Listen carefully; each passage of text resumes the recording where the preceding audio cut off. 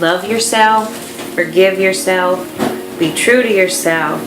How you treat yourself sets the standard for how others will treat you. Steve Maraboli. Hi y'all, it's Tessa, and today I'm talking about loving yourself.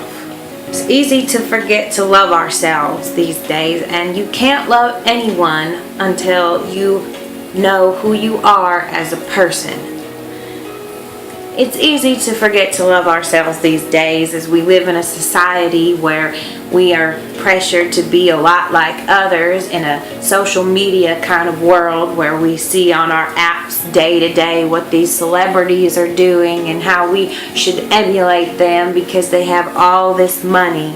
But really we forget that we can't love anyone or have any sort of successful relationship in life, whether it's with your girlfriend or your boyfriend or even with your boss.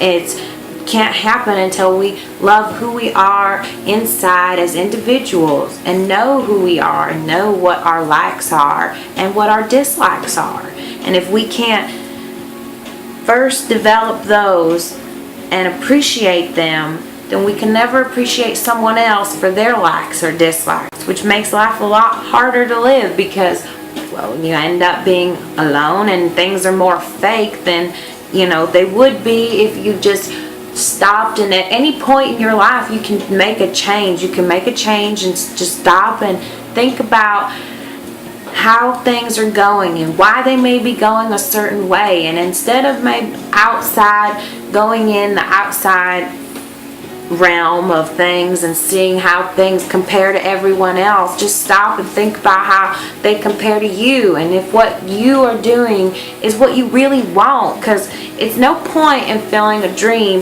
if it's not something that's going to make you happy. And you can have all the money in the world and still not be happy because you don't have what's basic, and that's love. And it's easy and it's wonderful, but at the same time it's very hard and makes you miserable. So it's like a complete double standard. It's a double-edged sword. It's a double-edged sword that will cut right through you because you just never know which way to go with it. I'm corny and I love it, and that's one thing about me that I am, and I'm okay with it. And that's one thing I've learned in my life to own, and that's what people are afraid to do these days. They're afraid to just be themselves. And if you want to have a corny accent like this, I can just tell you that it's okay, because at the end of the day, no one else is here at home with me but me and my boyfriend and my son and my baby boy puppy, and that's all right. That's what I love. I have what I love and what I need, and that gives me the ability to sit here, and I want to sit here with confidence and say that if you're not surrounded with things that make you happy at the end of the day, then it doesn't matter what everyone else is telling you. If they're telling you that, oh, you need to dump this guy or you need to get rid of this girl, well, why? Is it them or is it you? Because really, there's a lot to be said about yourself in a relationship. And if you don't know who you are first, or not, it doesn't even have to be first, you can learn as you're going on, as long as you're developing and you're not letting the past keep interfering, because it can come in cycles and it can grip you and not let go.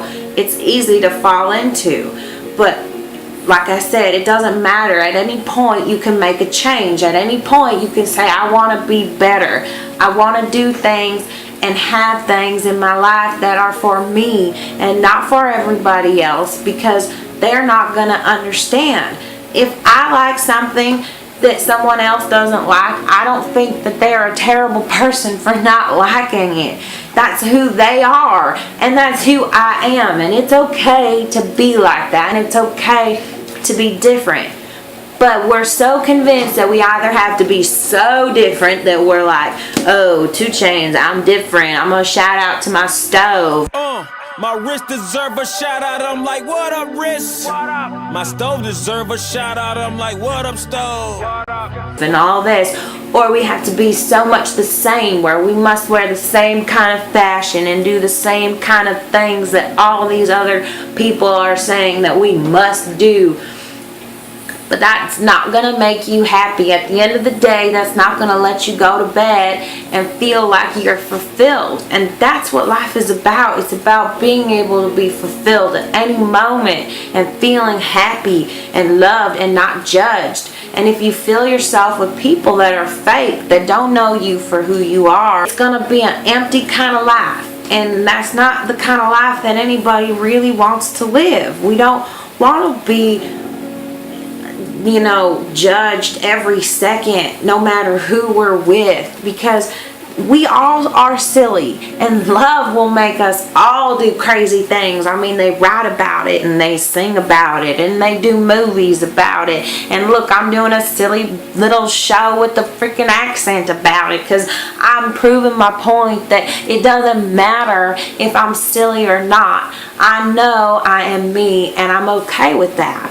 And that gives me the confidence to say I'm going to be here and I'm going to love this man and I'm going to love my son and my dog, and I'm going to know I'm going to put them on the right track because I'm going to make the choices that are right for all of us, because love is selfless. It's not about who everything else is in life. It's about giving up so you can have everything that you need. And it's so simple in what you need. It's not about material things like they say, oh, you need to have the best car, the best house. But you just need to have the best life. And that's just being the best person that you can be. Making up things to fit yourself in will never let you be the best person. And it doesn't hurt to let go. It doesn't hurt to you're going to lose relationships. You're going to have people that will walk out and say, wow, you're changed. You're not the person that I want you to be, and blah, blah, blah. Well, it's okay to change. You could say, you know what, I'm good. I did change, but I changed for the better because I let go of things that I didn't like. And if that bothers you, well, then that's too bad. It shouldn't bother you. It shouldn't be a difference, because what I do in the privacy of my own home that is not harmful to anybody else should be none of anybody's business. If I want to sit here and drink my tea, that's my business. And these kids are fed these lies that they need to be a certain way. They need to be doing this and they need to be on Twitter. What happens when you step back from that? You like to keep up with people, but at the same time, it's a pressure and it gets to you, and you start losing touch with the things that matter. The face-to-face time, the touch time, the physical is what matters. Sending someone a text, it's great, it's talking, it is. It's never going to be a face-to-face conversation. And if you can't have those face-to-face conversations, then maybe it's time to rethink what you've got going on, because those are the fulfillment. That's where you're going to find everything that you need. And you don't have to search for it. You let go.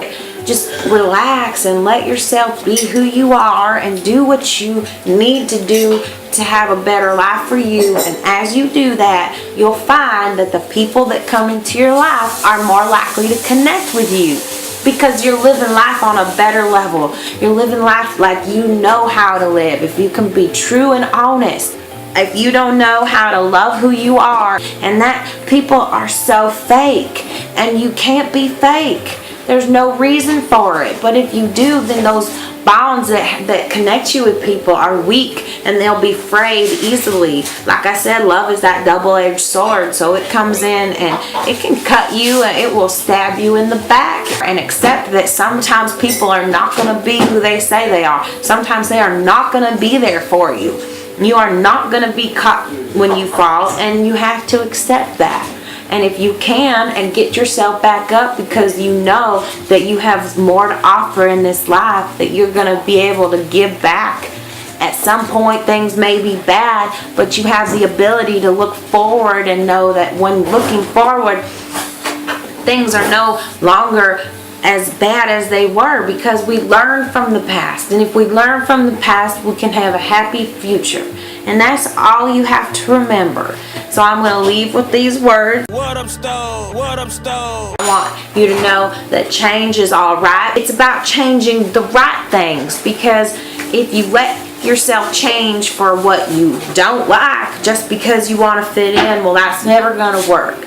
But if you let yourself change for who you are and what you want, well, then you're going to find that maybe it wasn't necessary a change. It was just really getting back to who you are, because who you are has always been there. We learned that a long time ago. You created who you are, and maybe you had a silly accent and it just got lost. But when you find it, you'll love it and you'll cherish it. So now change only that which makes you stronger, and shed the habits that hold you back from your full potential. Have a good night, y'all.